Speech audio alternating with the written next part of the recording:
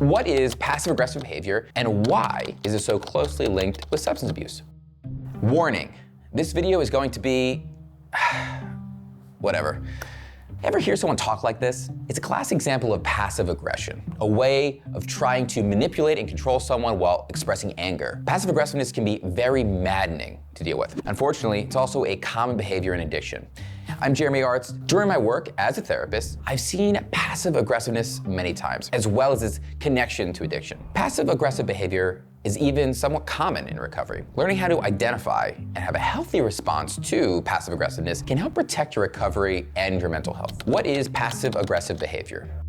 Regular aggression's easy enough to identify, but passive aggression is a little more subtle. Basically, passive aggression is a form of emotional manipulation that avoids direct confrontation. Here's an example. Let's say you took out the trash one night. Your roommate says, "Hey, I saw you took the trash out. That was a surprise." Here's a slightly different example. You ask a loved one to ease up on their drinking. They respond by dragging their feet, making excuses like telling you they don't have a problem, and never actually doing it.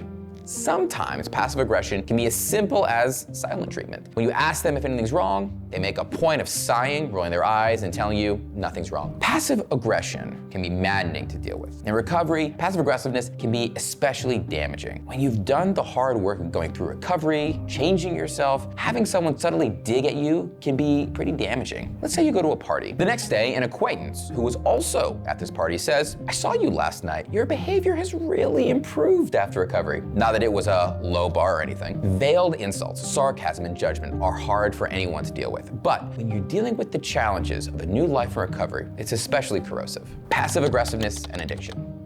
Passive aggressive behavior can be a sign of addiction. A person who repeatedly expresses helplessness but refuses to do anything about it can be a way of making other people take responsibility for their problems. Insisting that they're the victim is often a way a person can avoid taking responsibility for problems as well. Excuse making, chronic lateness, blaming everyone else but themselves, and more are all signs of passive aggressiveness and addiction. Addiction is really the perfect environment for passive aggression. Admitting you need help is incredibly hard, and passive aggressiveness is a way to deflect that admission. How do I deal with passive aggression? Dealing with passive-aggressive behavior isn't easy, but you can protect yourself from it. First, remember this. It's not about you. You're not the one making the person feel and act this way. Second, show empathy.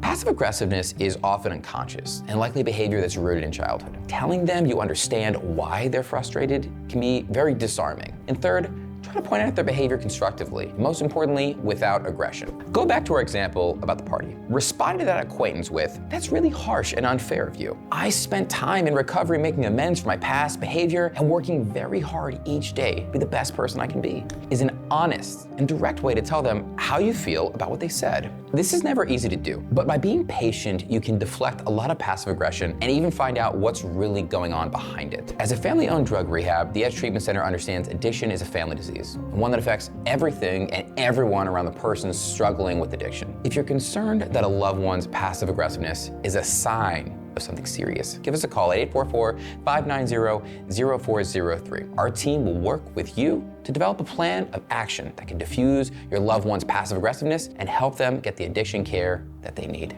Have you ever struggled with passive aggression? How'd you deal with it? Share in the comments below and tap those like and subscribe buttons as well. Thanks for watching our video. See you next time.